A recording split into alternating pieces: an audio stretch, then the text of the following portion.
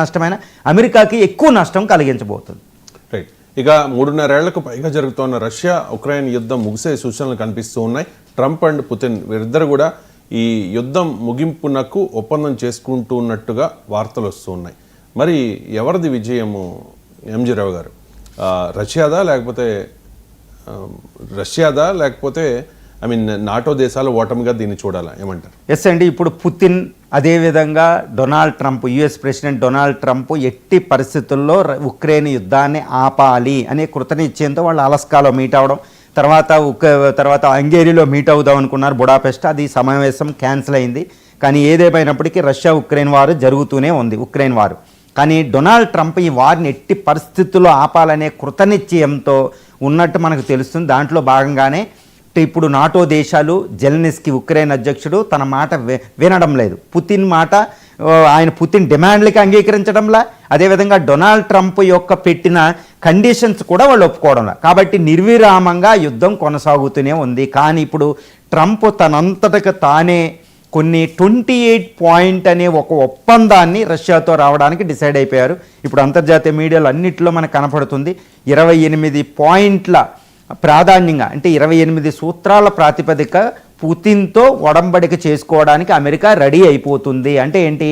Ukraine, ఇందులో పాయింట్లు చూస్తే ఉక్రెయిన్ అధ్యక్షుడు జెలెన్స్కీకి నచ్చనే ఉన్నాయి, మిగిలిన యూరోపియన్ దేశాలు నాటో దేశాలకి నచ్చనే ఉన్నాయి. అయినా డొనాల్డ్ ట్రంప్ ముందుకు వెళ్ళిపోతున్నారు. పుతిన్తో మాట్లాడుకుని పుతిన్కి కావాల్సిన ఇచ్చేసి ఉక్రెయిన్ యుద్ధాన్ని ఆపడం అనే లక్ష్యంతో.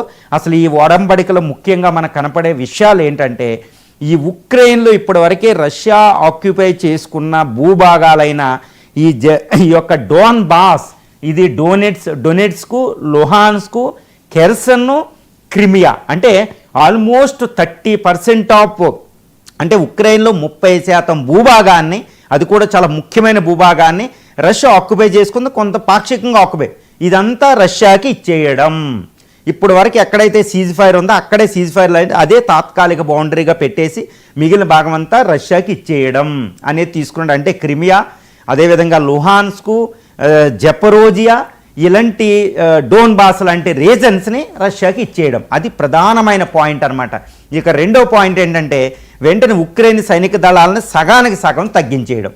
తర్వాత ఉక్రెయిన్ ఇంకా సైన్యాన్ని పెంపొందించుకోకుండా ఉండాలి, నాటోలో సభ్యత్వం పొందకూడదు, 4వ పాయింట్.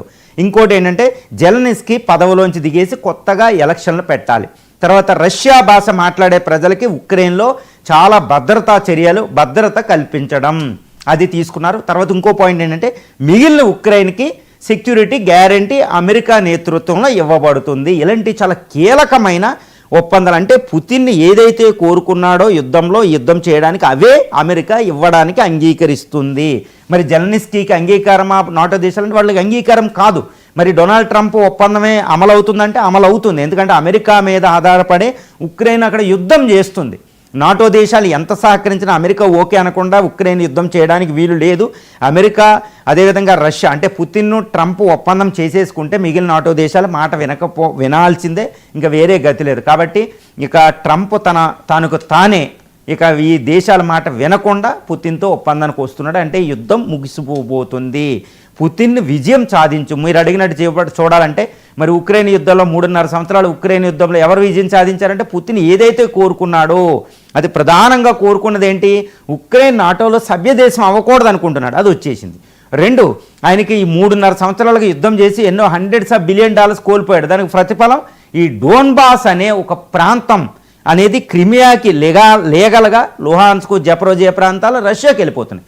రష్యాకి భూభాగం వచ్చేసింది. కాబట్టి బ్లాక్ సీ దాకా దానికి అద్భుతంగా యాక్సెసిబిలిటీ వచ్చేసింది. ఇంకొక దేశం ఏది కూడా రష్యాని తిరస్కరించలేదు. అందువల్ల ఇక విజయం అనేది సంపూర్ణ విజయం రష్యాదని చెప్పవచ్చు. పుతిన్కి సంపూర్ణ విజయం వచ్చిందని మనం చెప్పవచ్చు. మరి అమెరికా ఎందుకు వెనక తగ్గుతుంది? అమెరికా సూపర్ పవర్, రష్యాకి ఎందుకు అంగీకరిస్తుంది? ముందు అదే అమెరికా ప్రోద్బలం ద్వారానే ఉక్రెయిన్ రష్యా మీద యుద్ధానికి వెళ్ళింది. మరి ఎందుకు అంటే, ఉక్రెయిన్ పాపమని చెప్పాలి, ఉక్రెయిన్ వాడుకుంది. జో బిడెన్ ప్రభుత్వం వాడుకుంటే ట్రంప్ జో బిడెన్ మీద కోపంతో ఈయన బయటకు వస్తున్నాడు. ముఖ్యంగా చెప్పాలంటే ఈరోజు అమెరికా టార్గెట్ అనేది చైనా. దక్షిణ పసిఫిక్ మహాసముద్రంలో అక్కడ చైనాని ఆపాలి. రష్యా ఆల్రెడీ ముసలిది. రష్యా అమెరికాని ఎదుర్కొనే శక్తి లేదు.